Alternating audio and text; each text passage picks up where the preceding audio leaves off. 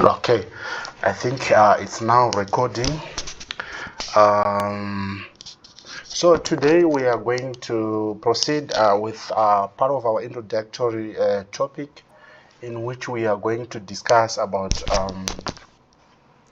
elements and atoms. That's basically an introduction to chemistry, in which we in our previous lesson we have discussed about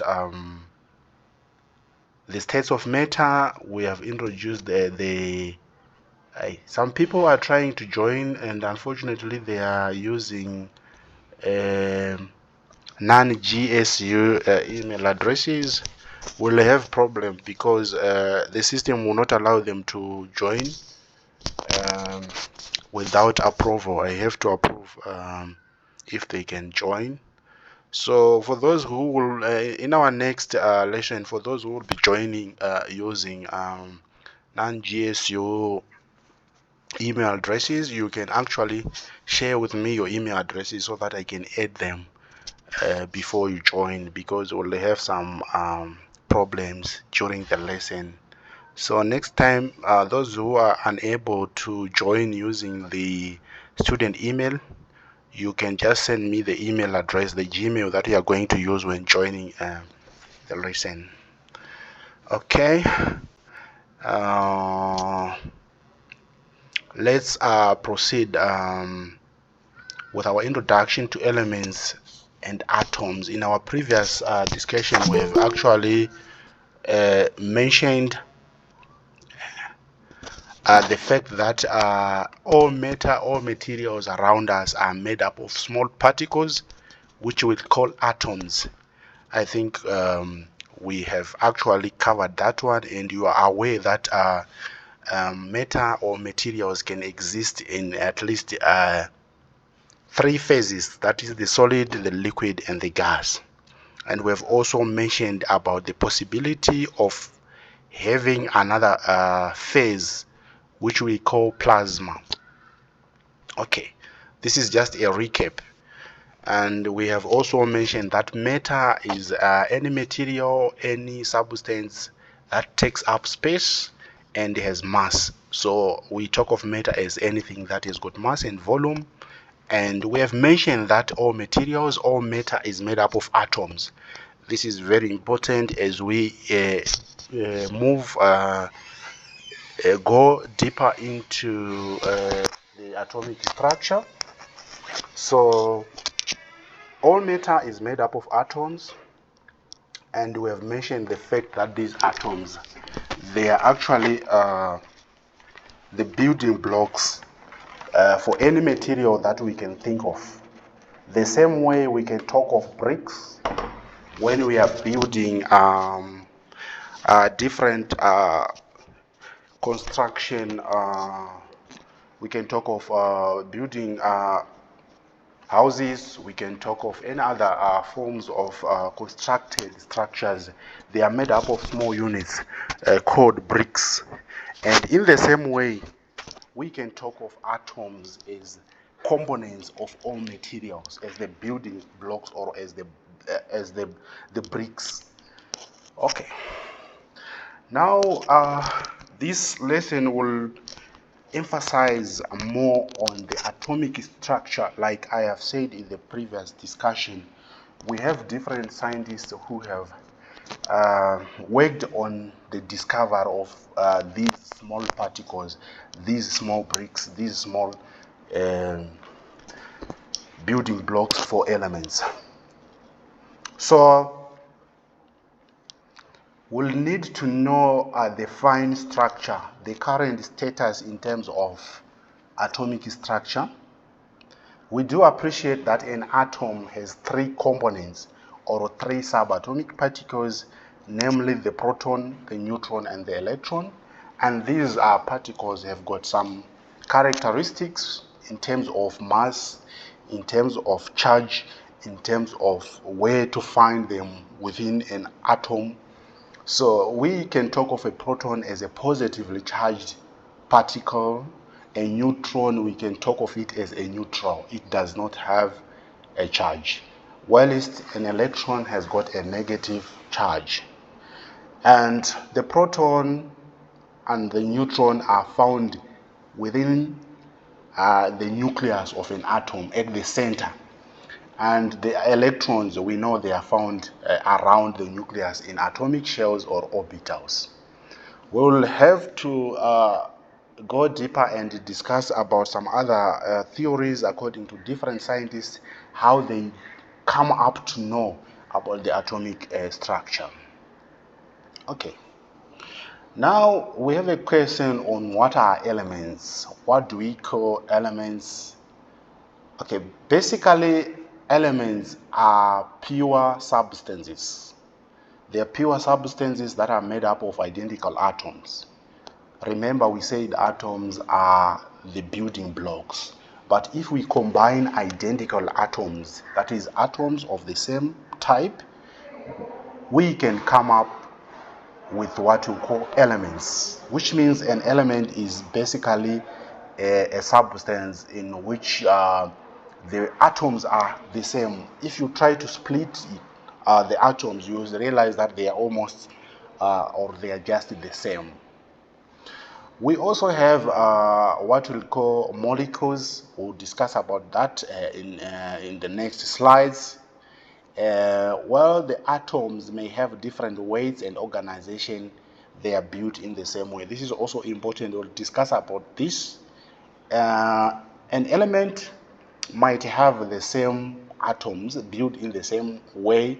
They have the same number of protons, the same number of electrons, but somehow the weights might be different. We'll discuss about this because there is what we call isotopes, whereby there is a possibility of a difference in the mass numbers. We'll discuss about this. We'll discuss about this. Sorry, I think someone you make sure that you are muted so that you might not disturb us. Okay, moving on to the next slide. It is important to know that atoms always have the same number of electrons as the number of protons. We'll also have to discuss more about this. This brings about what we call atomic neutrality. In most cases, you will see that atoms are said to be neutral. They are neutral. The fact that they are neutral, it means atoms do not have a charge. They don't have a charge. Why? Because the number of positive charges and the number of negative charges is the same. So if we talk of an atom of hydrogen, it has one proton, which is one positive charge. At the same time, it has one electron, which is one negative charge. If you are to find the charge of this atom of hydrogen, you have to add the charges, the positive and the negative, which means you are going to say positive 1 plus minus 1, it will give you a 0 as the overall charge of hydrogen. So an atom of hydrogen is neutral. The same applies when we go to other elements like helium, carbon. Helium has got 2 protons and 2 electrons. The overall charge is minus 2 plus 2, which is 0. Carbon has got 6 protons and 6 electrons. The overall charge is plus 6 minus 6, which is also 0. So unfortunately, we have situations where we have ions. Remember, in our previous lesson, we have discussed about the existence of ions. And we have said ions are charged atoms. We'll see about how ions come up. This is basically as a result of the differences in the number of positive and negative charges. And ions are formed when an atom receives electrons or an atom donates electrons. So when an atom has donated electrons, it means the number of negative charges has decreased because it has donated one electron, which is one negative charge.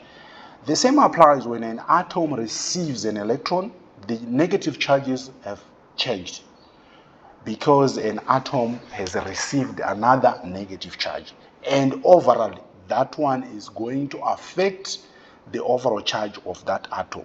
That's why you see that sometimes for elements that can easily donate or that can easily receive electrons, we have some charges, we have some ions. That's why you see for metals, we can talk of sodium plus, we can talk of magnesium 2 plus, we can talk of calcium 2 plus. And for non-metals, we can talk of O2 minus, we can talk of fluorine minus, we can talk of chlorine minus. Those are ions, and they come up as a result of either receiving or donating electrons. And we'll also need to discuss further about how to find the charge and all those things. But basically, the charge comes up as a result of the differences in the number of positive charges and number of negative charges. More about elements. Elements, we said they are also building blocks of materials or metal. It is important for us to note that we have what we call the periodic table of elements. I have shared with you the periodic table of elements, which consists of several, more than 100 elements that exist on Earth. We have metals, we have non-metals, we have some elements which are in between metals and non-metals. We call them metalloids. We have elements that exist as solids. We also have some elements that exist as liquids and others which exist as gases. So, the periodic table is a list of all the elements that can build matter. Like we said, matter is actually a complex mixture of elements. For example, if we take maybe wood. Wood is made up of maybe compounds like cellulose. Cellulose is made up of sugars like glucose that consists of carbon, hydrogen, and oxygen.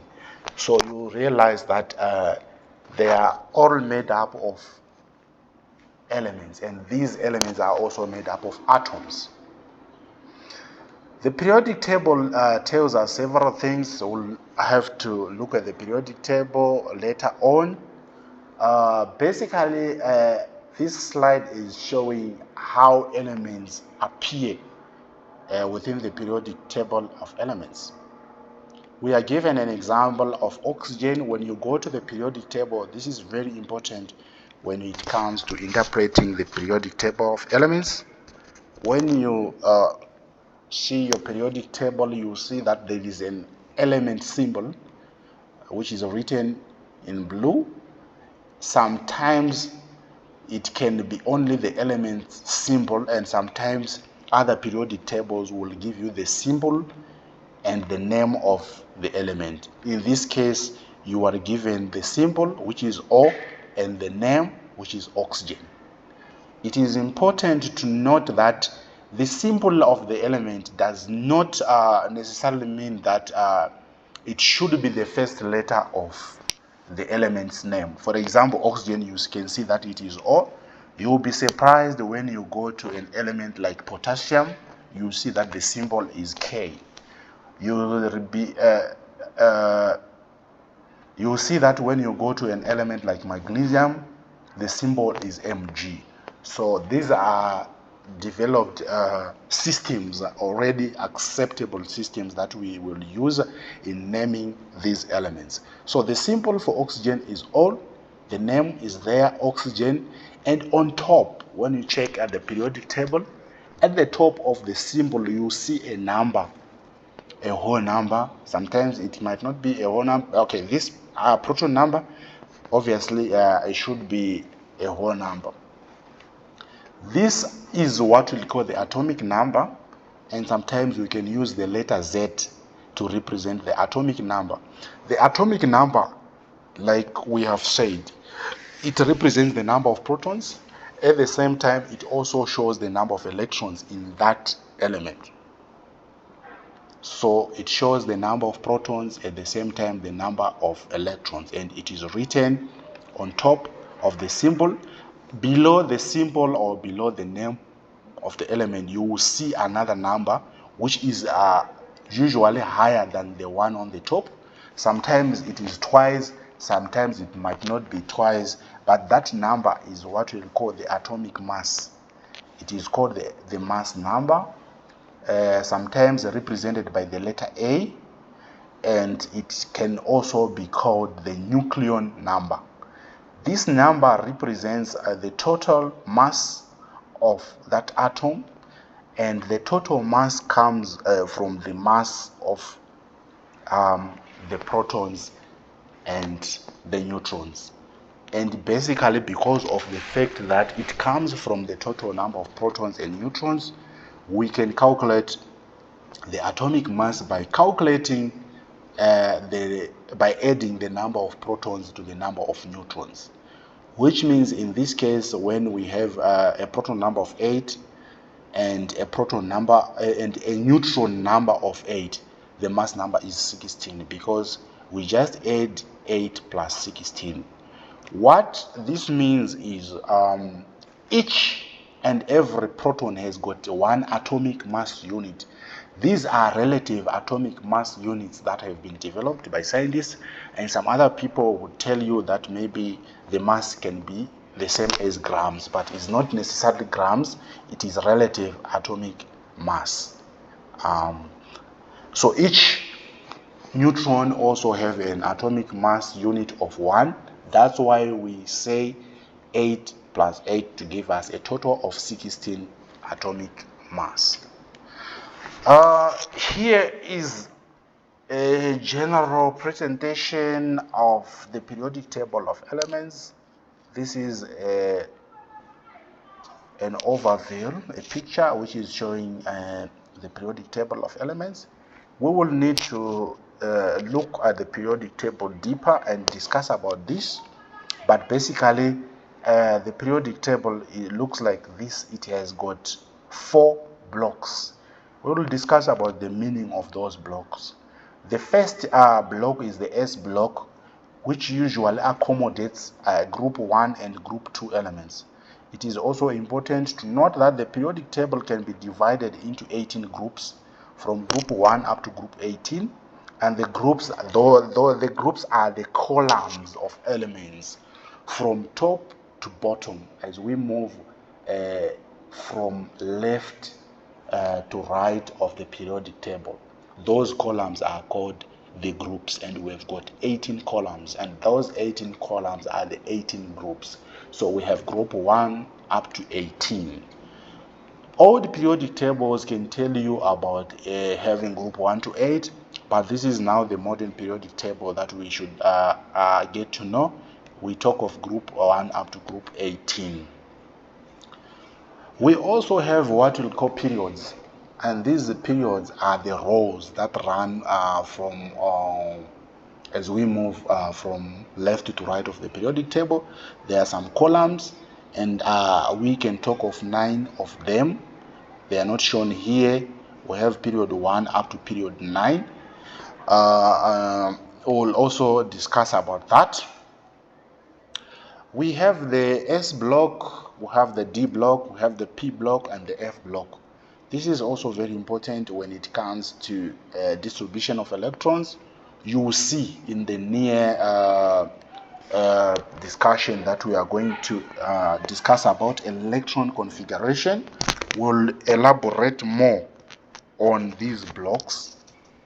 The S block, D block, P block, and F block, these names come up as a result of how electrons are arranged in those elements.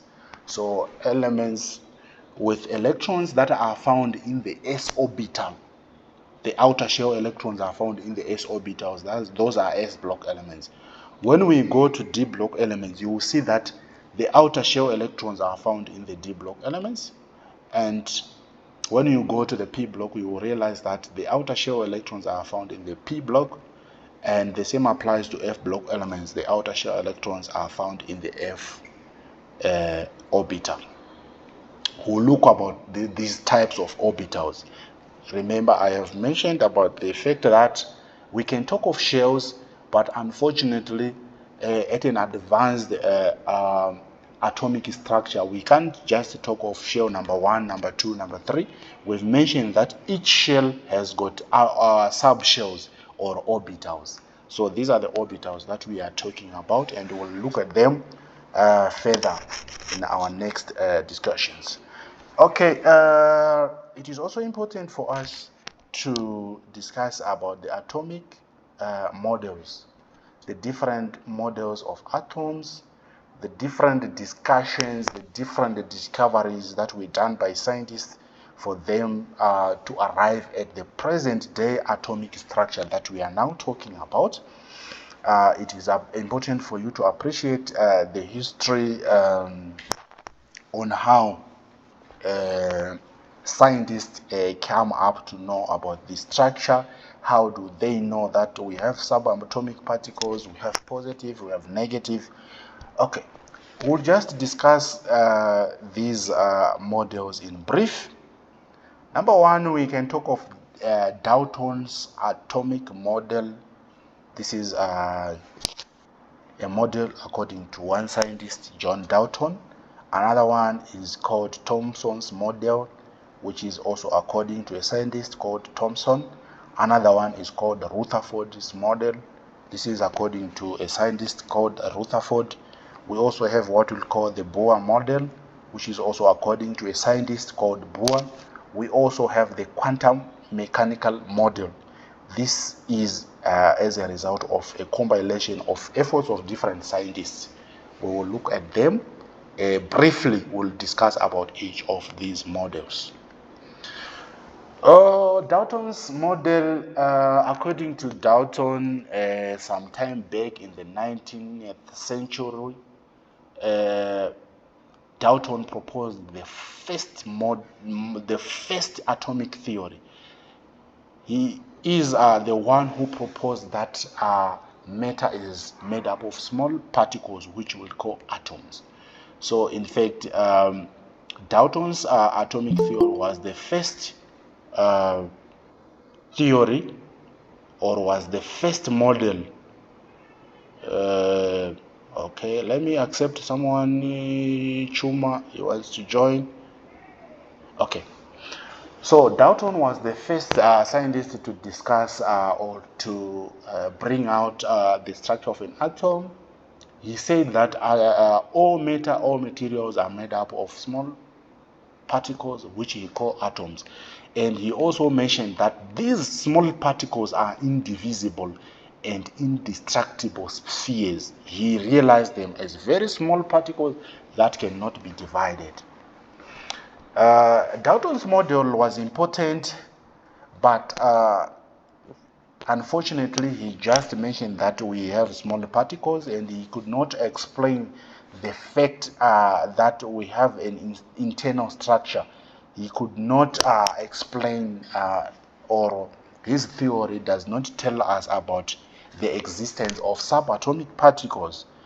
The theory does not explain about the existence of protons, neutrons, and electrons. It just discussed about the existence of small particles. Okay, moving on to the next scientist in this discovery, Thomson. J.J. Thomson. From the information from Dalton, Thomson managed to discover the existence of the electron in 1897, which led to the improvement of the understanding of atomic structure. In this model, Thomson sees an atom as a sphere of uniformly distributed positive charge surrounded by negatively charged particles, which he call electrons. The positive charge, he thought that the positive charge is also there to neutralize the negative charges of the electron and making the atom neutral and overall. So basically, this guy managed to know that we have negative particles surrounding the nucleus, or surrounding the center of an atom. Moving on to Rutherford. In 1911, Rutherford managed to do what we call the gold foil experiment. We'll not discuss in detail these experiments. You can also, when you are reading, when you are looking for more information, I advise you to just look at Rutherford's experiment, look at Thomson's experiments, and get to know how do they do these experiments and what do they get from these experiments. Basically, for Thomson, he managed to know that an atom has electrons, and Rutherford managed to know that the charges of these subatomic particles, how are they? The electrons negative, the protons which are also positive, and also the neutrons which are neutral. So using the gold foil experiment, he managed to show that the atom was mostly empty space with a tiny, dense, positively charged nucleus at its center. This is very important information. The fact that the nucleus is tiny but is dense, which means most of the weight or the mass of the atom is concentrated at the center. The other part, electrons, does not actually count when it comes to the mass, the overall mass of an atom. You will see that for most atoms, the atomic mass comes up from the mass of the protons and the neutrons. This is because the mass of electrons is very, very small and is very negligible. Okay. So Rutherford's model, the electrons were found to be orbiting the nucleus like planets around the sun. And this model contradicted with Thomson's model because the positively charged particles were deflected at large angles or bounced back, suggesting concentrated positive charge. Okay, this is an explanation on the fact that the charges of the particles that are found at the center are positive, and the charges that are found around the nucleus are actually negatively charged. So these guys managed to come up with these. Okay, someone wanted to join. Okay, these guys managed to come up with these explanations, and we also move on to another model, which is the Bohr model. Somehow a better model combining all these. The Bohr model shows all of the particles in the atom. Now he combines the fact that we have the small particle, which is an atom, and he is now taking on the other contributions from Thomson and Rutherford, the fact that we have electrons from Thomson, and the fact that we have the protons from Rutherford. Then Bohr managed to come up with his model. The Bohr model shows all the three subatomic particles, and it mentioned that in the nucleus there are positive and neutral particles, and the protons have got a plus a sign, and they are positively charged, while the neutrons are given a neutral sign because they are neutral, they don't have a charge. Around the nucleus, he suggested that there are negatively charged particles, which he called electrons, and these electrons were assigned a negative charge, and that is what we are actually using today.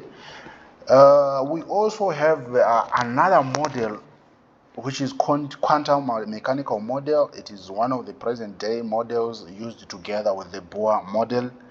The most modern and widely accepted model of the atom, which was developed by Schrödinger and some other scientists in the 1920s, which is not very long back. This model treats electrons as waves rather than particles. When you do your physics, you can understand the effect of wave-particle duality, the property of electrons, This model describes the probability of finding an electron in a specific region of space around the nucleus known as an orbital. So this model allows us to describe the precise location in terms of atomic orbital, in terms of atomic shells. The orbitals have different shapes. He has mentioned that we have what we call shells and subshells, and these subshells are what we call the orbitals. That's why we talk of the s orbitals, the p orbitals, the d orbitals, and the f orbitals. And these have got different energy levels, and their behavior is governed by the principles of quantum mechanics. This has to do with energy, including what we call the Heisenberg uncertainty principle. We'll discuss more about this Heisenberg uncertainty principle, or you can also research on that. This is a principle which states that it is difficult to tell the exact position of an electron at the same time with the momentum or the energy that the electron has. Basically, this principle suggests that it is difficult to tell precisely the location of an electron within an atom, because they believe that electrons are always moving. Okay, this model provides a more much accurate but actually complex description of an atom. Okay, let's move on to something else. We have just introduced the different models which describes the structure of an atom, from the fact that we started with small particles as suggested by Dalton, then moving on to Thomson, who suggested the electrons, moving on to protons, moving on to a combination of all subatomic particles. Sorry, I'm just allowing some people to join in because I am seeing so many other people are requesting to join in. I don't know why they join in late, and they are using non-student email addresses. Please note that in our next lessons, you should send me your emails that you are going to use to join the lesson, because this is gonna disrupt us during the lesson.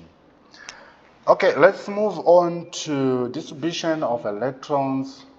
This is important, but we'll have to discuss separately. We'll have another discussion about electron configuration. This is just an introduction. You can't just put all electrons into the first orbit or first shell. This is because electrons are found in shells or energy levels. There are different energy levels. We'll discuss about this. And only specific numbers of electrons can be found in a certain shell. You can't put all electrons within the same shell. We can talk of specific numbers of electrons within a certain shell. Let's see here. We have something that we can try to relate. Okay, this is a typical structure of an atom, which is showing the nucleus at the center, and we do know that the nucleus contains protons and neutrons, and we have the first shell, which can hold up to a maximum of 2 electrons. We have the second shell, which can hold a maximum of 8 electrons. We have the third shell, which can hold a maximum of 8 electrons. So it's like a pattern. There's a formula that you can use to calculate the total number of electrons that can be found within a certain shell. I think you will see that formula in the next slide. But before we talk about that formula, these are shell numbers. It is important for you to know that besides having the shell, we also have what we'll call the subshell. So the first shell has only one subshell. We'll discuss about that. The second shell has got 2 subshells, which means the electrons are not only found in the second shell, but they are found in the second shell in 2 subshells. The same applies to the third shell. Unfortunately, when we go up, the number of subshells is going to increase. So the third shell has got 3 subshells, and the fourth one will have more subshells, and so on and so on. So electrons have special rules. We'll discuss about the rules for assigning electrons. Electrons are found in energy levels, and the number of electrons that can be found within a certain shell number, can be calculated using the formula 2n squared. 2n squared, where n is the shell number. Where n is the shell number. What it means is, if we are talking about shell number 1, it means the total number of electrons that you can find in shell number 1, it is 1 squared, because the n is the shell number. So 2 times 1 squared, which is 2 times 1, which is 2 electrons in the first shell. When n is equal to 2, that is when you go to shell number 2, it means the total number of electrons is now 2 times 2 squared. 2 squared is 4, 4 times 2 is 8, which means in shell number 2 you can have a maximum of 8 electrons.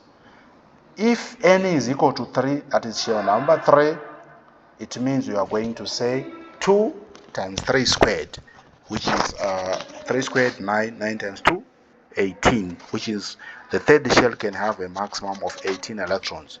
The fourth shell, it is 2 4 squared.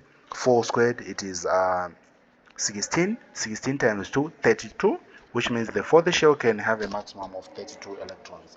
And it goes on and on like that.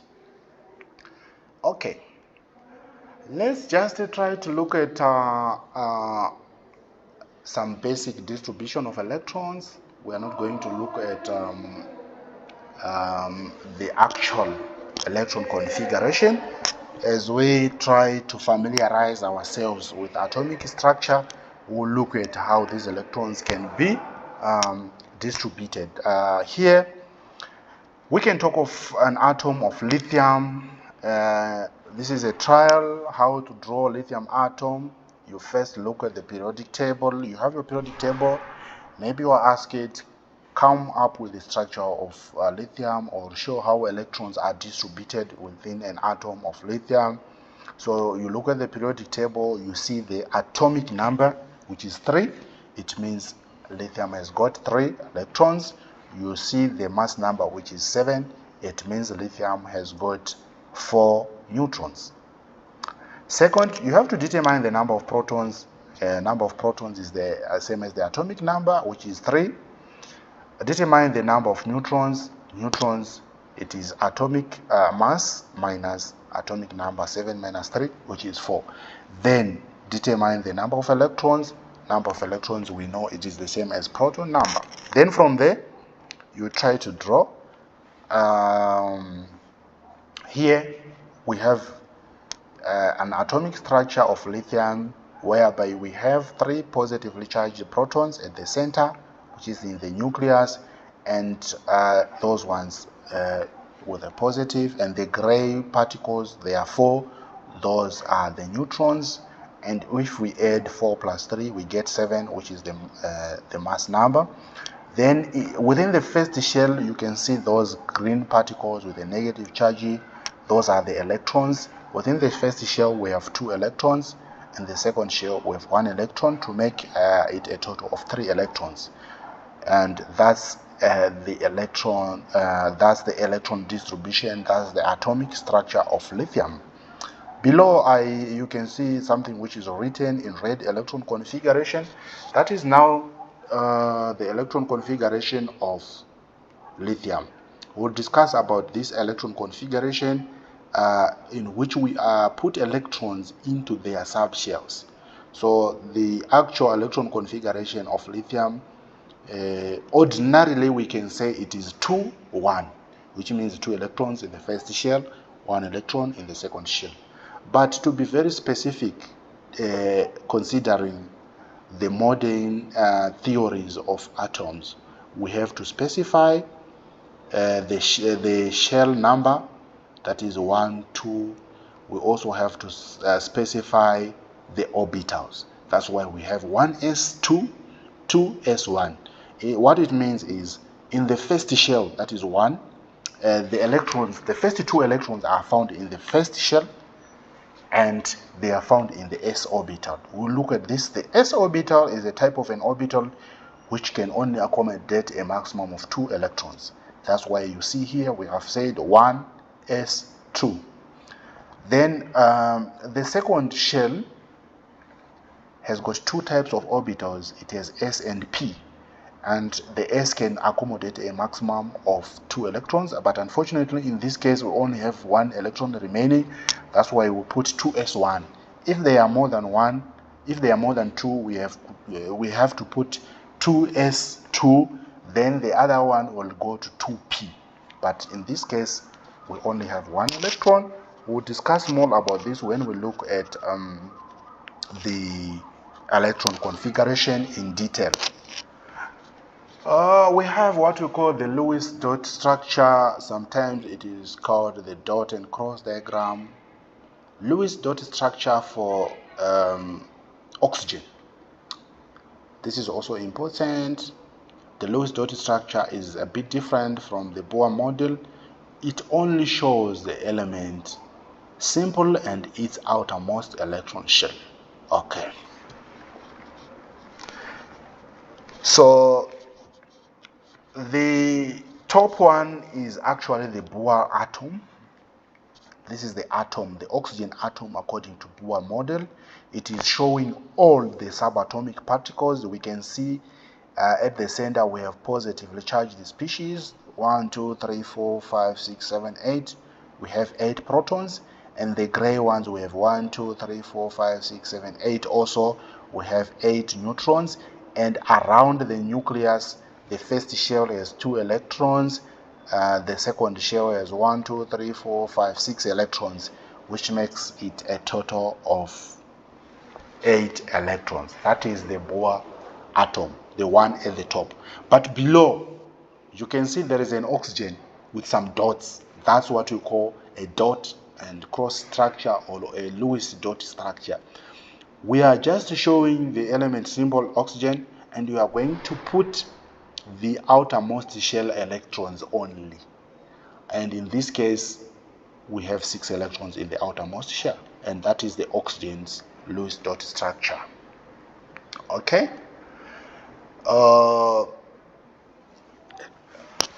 The next part is an activity. You are going to try individually or in pairs where you are. You are going to try and come up with magnesium structure. Magnesium is actually a metal with atomic number of 12. So in this activity, you are going to try and draw the Bohr model for a neutral magnesium atom. This is important for you to include the correct number of protons, neutrons in the nucleus, and show the electrons in their correct energy levels. Okay. So the first part, this is just a trial activity. You are going to draw the Bohr atomic structure, or the Bohr, according to Bohr model, we are going to draw the structure of magnesium. Then, according to the Lewis dot structure, you are also going to draw magnesium. I want you to attempt this individually so that you can reflect on this. And this brings us to the end of this first lesson on elements and atoms, and we need to jump into the next lesson on elements and molecules. We need to jump on to the next lesson on molecules.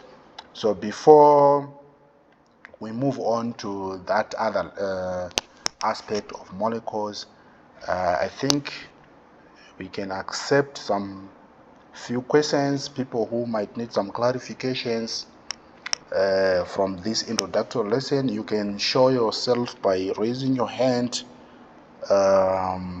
You can raise your hand, then I'll allow you to speak, or you can just unmute your mic, then you ask a question, because we want to close this presentation and go on to the next presentation before we end our lesson.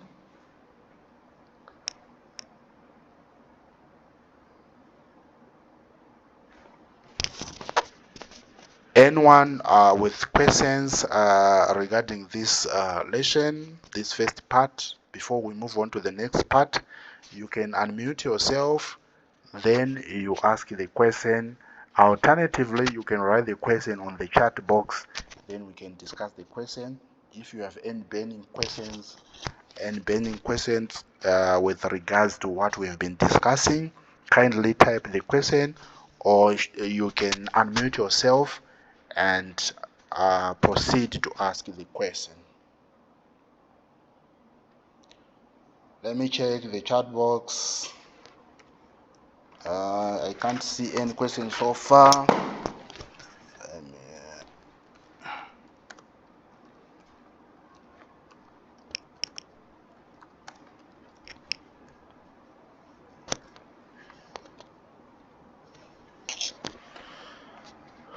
I'm just giving you a few minutes to ask questions before we move on to the next presentation.